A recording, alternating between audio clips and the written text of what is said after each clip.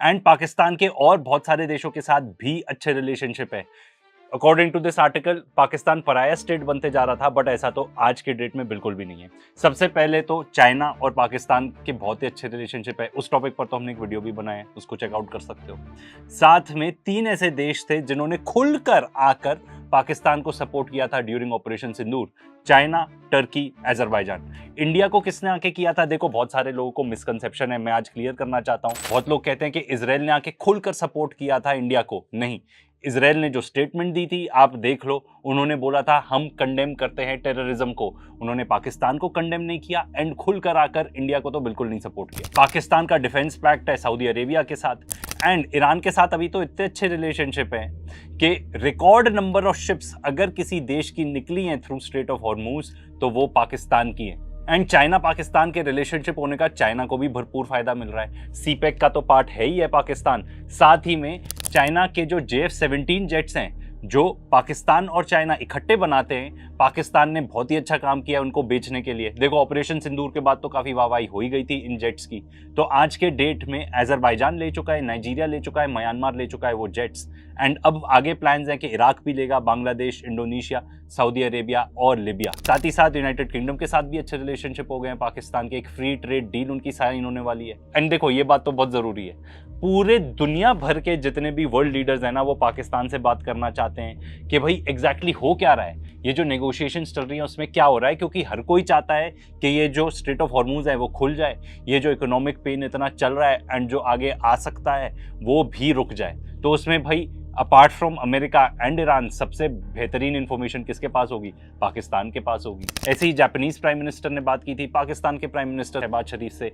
कियर Starmer जो UK का prime minister है, उसने तो आके खुलकर बोला था कि भाई पाकिस्तान एक बहुत ही क्रिटिकल रोल प्ले कर रहा है। एंड इसके अलावा पाकिस्तान के जो फॉरेन मिनिस्टर हैं एंड पाकिस्तान इटसेल्फ, उन्होंने बहुत सारी मीटिंग्स करी हुई हैं with other countries in the region, चाहे वो इजिप्ट हो, टर्की हो या और गल्फ कंट्रीज हो। मैं आपको इतना बता सकता हूं कि अगर यही सेम चीज इंडिया कर रहा होता ना तो ढिंडोरा इतना ज्यादा पिट गया होता इस चीज का, I have no words. And इसमें एक और चीज मैं ऐड कर दूं कि पाकिस्तान के ईरान के साथ इतने अच्छे रिलेशनशिप हैं, बहुत सारे देश जापान जैसे जिनके ईरान के साथ कोई अच्छे रिलेशनशिप है नहीं, बिकॉज वो out and out American ally हैं। तो हो सकता है वो पाकिस्तान को अप्रोच कर रहे हो कि यार हमारा भी कुछ मामला निपटा दो स्ट्रेट ऑफ हॉर्मूज में। इतना ही नहीं, अब तो ये भी रिपोर्ट्स आ रही हैं कि कतर एक स्ट्रेटेजिक डिफेंस पैक्ट कर सकता है पाकिस्तान के साथ। तो सऊदी अरेबिया तो हो गया, टर्की की बात चल रही थी, उन्होंने नहीं किया, पर अब कतर भी ऐड हो सकता है उस पर्टिकुलर लिस्ट में। देखो, ये जो पाकिस्तान के एफर्ट्स हैं वॉर रुकवाने के लिए, वैसे तो वेलकम करना चाहिए पूरी दुनिया को, बट यूएई जैसे ऐसे देश हैं जिनको बिल्कुल भी नहीं समझ में आई ये बात, तो उन्होंने बहुत सारे पाकिस्तानी वर्कर्स को एक्सपेल करना चालू कर दिया। साथ ही साथ जो उन्होंने लोन दिया हुआ था पाकिस्तान को तुरंत रिकॉल कर लिया। तो पाकिस्तान की अब आप देखो फॉरेन पॉलिसी यहाँ पे भी एकदम ऐसी हो गई कि यूएई बोलता है हमारे पैसे दे दो, तो पाकिस्तान चले जाता है सऊदी अरेबिया के पास, उनसे एड ले लेता है और वापस कर देता है। तो ये जो पाकिस्तान ने इतनी मेहनत की है वॉर को रुकवाने के लिए, this has gained attention from the entire world.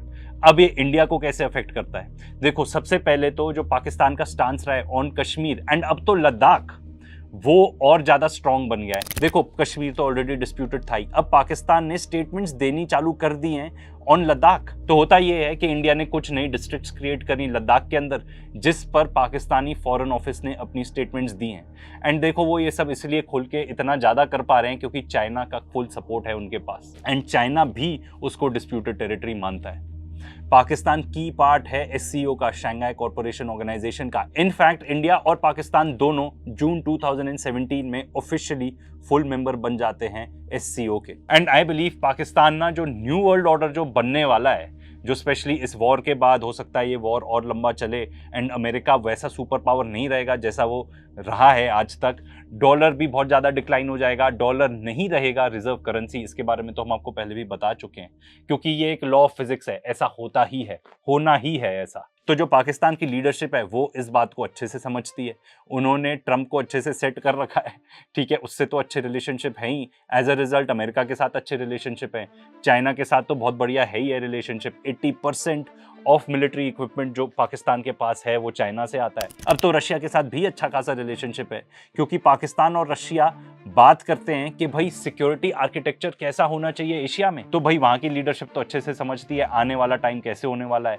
And सबसे इंपॉर्टेंट बात तो ये है, हम जिस एरिया में रहते हैं, हम जिस इलाके में रहते हैं, जिस कॉन्टिनेंट में रहते हैं, वहाँ पे आसपास पड़ोसियों के साथ तो हमारे अच्छे रिलेशनशिप होने चाहिए। पाकिस्तान ये बात अच्छे से समझता है। एंड वेयर एज इंडिया अभी भी पार्ट बना हुआ है क्वाड अलायंस का। देखो मैं ये बात नहीं कह रहा हूँ, बट प्रोफेसर जेफरी सैक्स जैसे लर्नर्ड लोग ये बात बता चुके हैं कि India should exit the quad. कोई फायदा नहीं होने वाला इंडिया का इसमें। एंड खास तौर पे ये तो इतिहास गवाह है इस चीज की।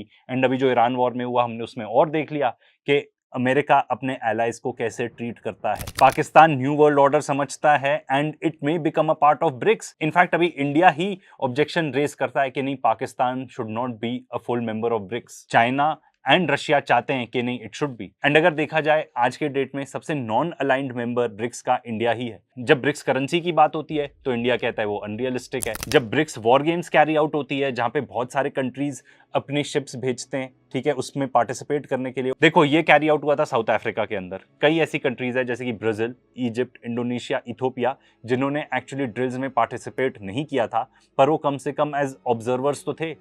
इंडिया ने एज ऑब्जर्वर भी नहीं ज्वाइन किया था। एंड अगर मिलिट्री वाइज देखा जाए तो ऑपरेशन सिंदूर के बाद तो पाकिस्तान का स्टेटस बहुत ज़्यादा अपग्रेड हो ही चुका है।